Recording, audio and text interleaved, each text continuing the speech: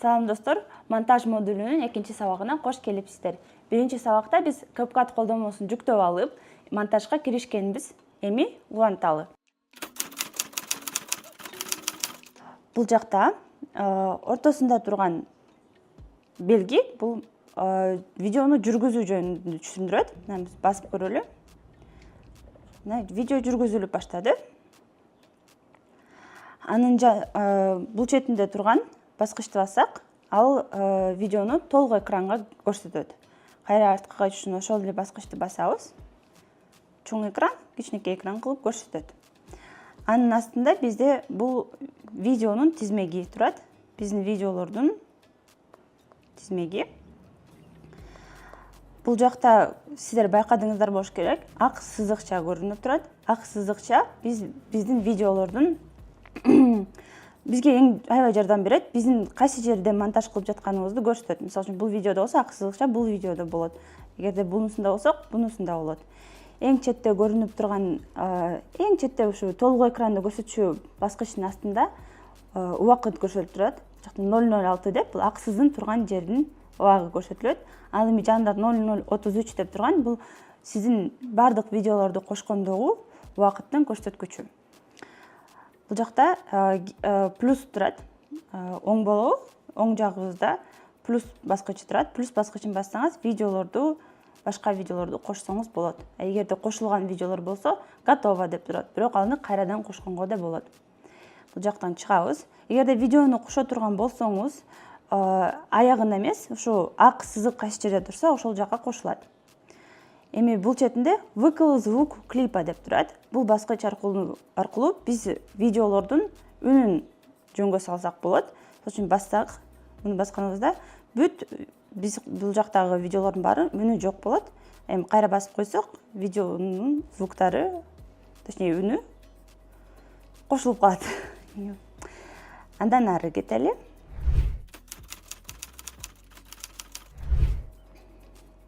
Бул жакта видеолордун эгерде орун алмаштырыш керек болсо, мисалы үчүн бул видео биринчи туруш керек болсо, ал видеону орун алмаштырыш керек болгон видеону узак басабыз. Анан ушундай формага келип калат. Анан кийин орун алмаштырсак болот. Мисалы үчүн бул жака, оң жака. Ушинтип туруп орун алмаштырдык. Анан кайра эле орун алмаштырыш үчүн ушу басып туруп кайра ордуна келтирип койсок болот. Андан ары сиздин видео тизмегини чоңураак кылып көрүш үчүн сиз манжаларыңызды мындай кыймыл менен чоңураак кылып көрсөңүз болот. Мына бул жакта көрсөтүлүп турат. Анан кайра кичирейтиш үчүн манжаларыңыз менен тескерисинче кыймыл кылышыңыздар керек. Мына мынтип. Ушинтип туруп биз видеолорубузду кичирейтип көрсөк болот, такыр эле кичинекей кылып. Же болбосо чоңойтуп кененирээк көрсөк болот. Эми биз видеону кыскартканды же кескенди үйрөнөбүз. Мисалы үчүн ушул видеону кыскартыш керек болсо, ошол видеону негизи бул кыскартып же кесиш үчүн эки ыкма бар. Видеону бир басасыз, биринчи ыкмасын көрсөтөлү. Бир баскандан кийин эки четтен ак сызыкчалар пайда болот, жоон сызыкчалар. Ошол сызыкчалар аркылуу сиздер кыскартсаңыздар болот. Мындай кылып жылдырып каалаган жагыңызга. Оң жактан же болбосо сол жактан каалаганыңызча жылдырсаңыз болот. Ал эми ушу видеону басканыңыздан кийин астында ушул видеого гана тиешелүү инструменттер пайда болот. Ошол жакта разделить деген инструмент бар. Мисалы үчүн ушул видеону ортосунан экиге бөлгүңүз келет. Экиге бөлгөнгө да жардам берет баса. Экиге бөлөсүз, разделить деп. Анан ушул керек эмес жагын басып туруп удалить кылсаңыз болот. Ушинтип туруп биз видеону кыскартып койдук. Монтаж жасагандан кээде катачылыктар кетип калышы мүмкүн. Ашыкча кесип алып, же болбосо туура эмес үндү же туура эмес текстти кошуп алсаңыз болот. Ошону биз кайрадан оңдош үчүн отмена кнопкасын колдонобуз. Отмена кнопкасы үстүндө стрелка аркылуу көрсөтүлүп турат.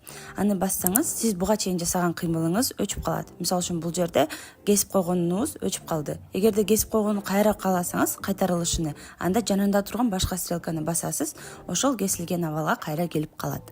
Ушул эки функция аркылуу сиз өзүңүздүн жасаган кыймыл аракетиңизди, жасаган монтажыңызды өчүрүп же кайра ордуна келтирсеңиз болот. Мына ушинтип биз кыскартып жана кескенди үйрөндүк. Андан ары функцияларда скорость деп разделиттен кийин скорость деп турат. Бул сиздин видеоңуздун ылдамдыгыны жөнгө салат. Ошол үчүн басабыз дагы бизге нормальный жана кривая деп турат. Бизге нормальный эле керек. Криваяны колдонуу оорураак, бул базага кирбей калат. Нормальныйны басабыз. Бул жакта бизде ошо x менен биздин ылдамдыкты көрсөткөн нерселер бар. Көрсөткүчтөр. Мисалы үчүн 1x бул видеоңуздун өзүнүн ылдамдыгы. Эгерде биз муну батыраак, ылдамыраак кыймылдашын кааласак, 1.5 кылсак болот. 1.5 кылса бул 1,5 эсе сиздин видеоңуз ылдамыраак болот. Эгерде тескерисинче жайыраак кылгыңыз келсе, андан 0.5 же 0.6 кылып туруп видеоңузду жайыраак кылсак болот. Бул жакта слоумо болот. Ошентип туруп видеоңузду же ылдамыраак, же болбосо жайыраак кылсаңыз болот. Кайра өзүнүн нормасына келтириш үчүн 1x'ти басып койсоңуз болот. Же болбосо мисалы үчүн 0.5 кылып туруп карадыңыз да, сизге жаккан жок. Кайра эле ошол четте турган стрелканы колдонуп, скоростьту, точнее, тагыраак айтканда ылдамдыкты кайра өзүнө келтирсеңиз болот.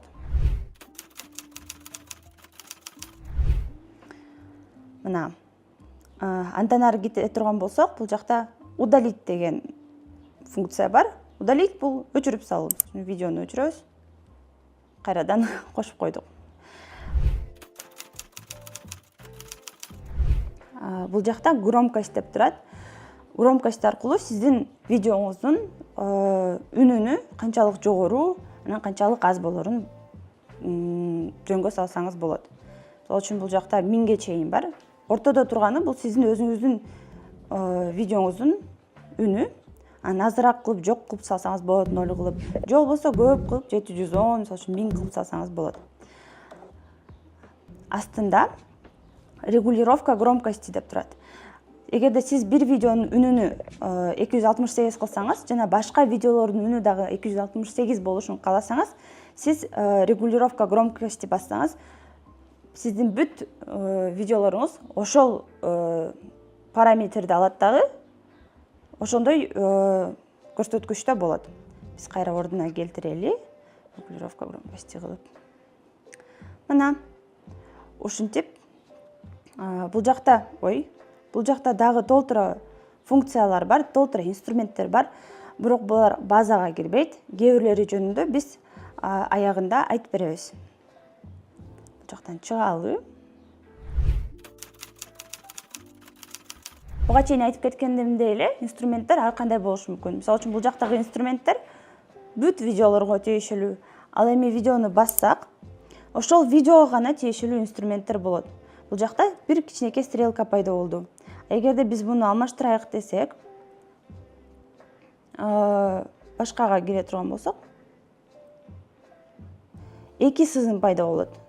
2 сызым пайда болгондон кийин бул сиз инструментине кирип, кайра инструментке, мисалы үчүн 2 сызык, буга чейин 2 инструменттен өтүп туруп ушул жерге келдиңиз. Эгерде артка кайта турган болсоңуз, 1 сызык болот.